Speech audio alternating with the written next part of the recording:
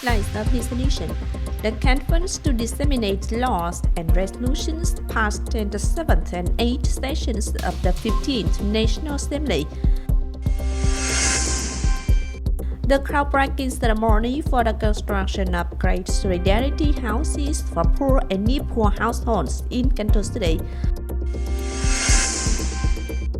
Deputy Minister of Agriculture and Environment Trần, representative of the World Bank, visited new Green Farm Cooperative in Tân Hưng, Thốt Nốt district. Hello, and it's good to see you back here in this edition of Continuous and Top News today. On March 20th morning, Cần Thơ City Council for Coordination of Legal Dissemination and Education organized a conference to disseminate laws and resolutions passed at the 7th and 8th sessions of the 15th National Assembly. Delegates from agencies, units, districts, communes, wards, and schools were disseminated and implemented content such as law on organization of people's courts, law on social insurance, law on amending and supplementing a number of articles of the law on health insurance, law on archives, and so on.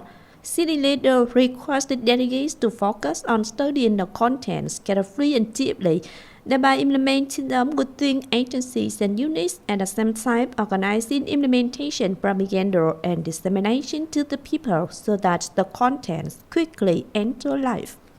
Also on March 20th morning, the standing committees of Vietnam Fatherland Front Committee of Cần Thơ City and Thới Lai District jointly organized the groundbreaking ceremony for the construction of great solidarity houses for poor and near-poor households in Cần Thơ City.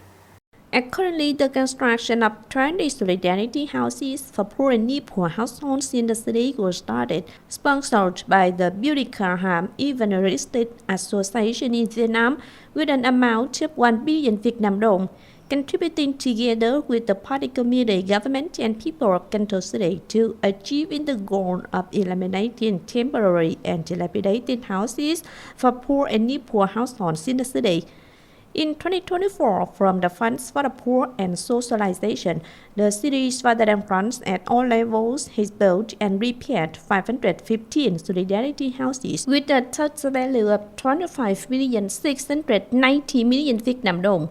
In addition, member organizations of the fund have also built and repaired 224 houses for union members and members in difficult circumstances, with a total value of more than 10,471 million Vietnam dong, contributing to reducing the rate of poor and near-poor households down to 0.09% and 1.26% respectively. On March 19th afternoon, Deputy Minister of Agriculture and Environment Trần, representative of the World Bank, visited new Green Farm Cooperative in Tân Hưng, Thốt Nốt district. New Green Farm Cooperative was established in 2016 with the participation of more than 100 farmers with a total cultivated area of over 148 hectares. The cooperative carries out production according to the model of the 1 million hectare project. Farmers are trained in rice production according to the 1:5 reduction technique, reducing the number of rice seeds sown, reducing production costs, so farmers increase profits from 25 to 30%. Currently, the Department of Agriculture and Environment is coordinating with the International Rice Research Institute, or IRI, to guide farmers in using sensor technology to measure water levels in rice fields and measure the amount of methane emitted during the rice growth period. The department also coordinates with specialized sectors to train in straw mushroom growing techniques. After harvesting the mushrooms, the straw is collected to compost into organic fertilizer for the plants, helping the soil to be loose and the plants to grow well. This is a model following the circular economy direction. This project has received great attention from the World Bank leaders. The World Bank representative committed to mobilizing non-refundable funding to support the project to achieve its goals.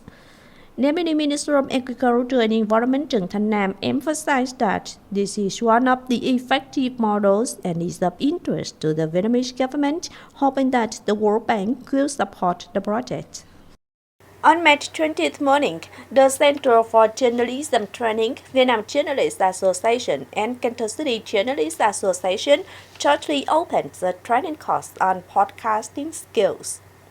From March 20th to 22nd, students will be shared with lecturer journalist Dong Man Hùng, also head of the editorial secretariat under The Voice of Vietnam, about podcast making skills such as overview of podcast, script and writing techniques for podcast, planning and building ideas, techniques for building stories with audio, requirements for making a podcast channel. Students will practice listening and commenting on podcast channels of individuals and current press agencies, comparing podcasts and traditional radio, application of podcasts in journalism media. The training will help trainees understand podcasts and benefits of podcasts in digital media, providing knowledge and skills to create in-depth content for a podcast channel. Cần Thơ City People's Committee has just issued a plan for developing digital infrastructure in Cần Thơ City until 2025 with a vision to 2030. According to the plan in 2025, the city will popularize fiber optic cables to households, 100% of high-tech parks, concentrated information technology parks, research and development centers, innovation centers, industrial parks, international airports will have 5G mobile services, develop platforms to provide digital technologies. 100% of city departments, branches, people's committees of districts, communes, wards, and towns will be fully equipped with information technology equipment to serve digital transformation. To achieve the above goals, Cần Thơ City will focus on key tasks of promoting the development of telecommunications and internet infrastructure, data infrastructure, physical digital infrastructure, digital utility infrastructure, and digital technology as services.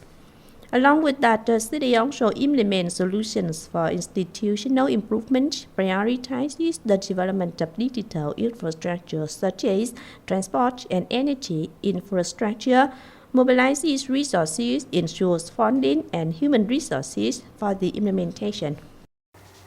Measles is entering a 5-year cycle where a major epidemic can occur once due to the accumulation of people who are not immune to measles in the community. To quickly control the epidemic and prevent it from spreading and breaking out on a large scale, the Prime Minister requested the Ministry of Health to continue to direct and support localities to accelerate the implementation of the measles vaccination campaign and to end the campaign no later than March 31st, 2025. In phase with this, the Ministry of Health established 6 inspection teams for epidemic prevention and control and implementation of measles vaccination campaign. The inspection teams will conduct inspections and supervision in branches and cities in the northern, central, southern, and central highlands regions, with high numbers of fever cases suspected of measles rash. The Ministry of Health has also issued an urgent dispatch requesting the People's Committees of branches and cities to direct specialized agencies to accelerate measles vaccination and provide professional guidance from the Ministry of Health on strengthening the control of influenza, measles, and respiratory diseases. The Ministry of Health will promptly and adequately arrange measles vaccines to localities based on the proposed vaccine needs. The labor market in the first 2 months of 2025 recorded a large recruitment gap between sectors. Some had a serious shortage of human resources, while many others had a surplus of labor, increasing competition and making it difficult for businesses to recruit. Accordingly, recruitment demand increased by 19% compared to the previous year. However, this increase has not been matched by labor supply, as job search demand has not been matched evenly across sectors. The sectors with the highest recruitment demand include retail and trade, real estate, construction, and manufacturing, accounting for nearly 60% of total recruitment positions. Meanwhile, the processing and manufacturing sector had difficulty finding skilled workers. In particular, the textile, footwear, and fashion sector had a 7% increase in recruitment demand, but the number of job seekers decreased by 18%.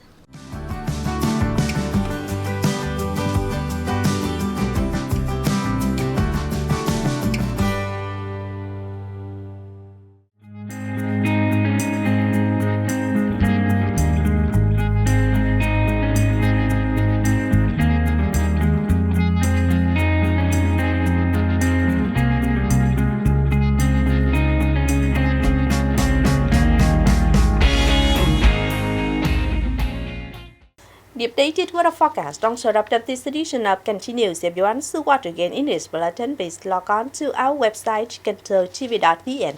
And now thanks for being with us. Goodbye and see you next time.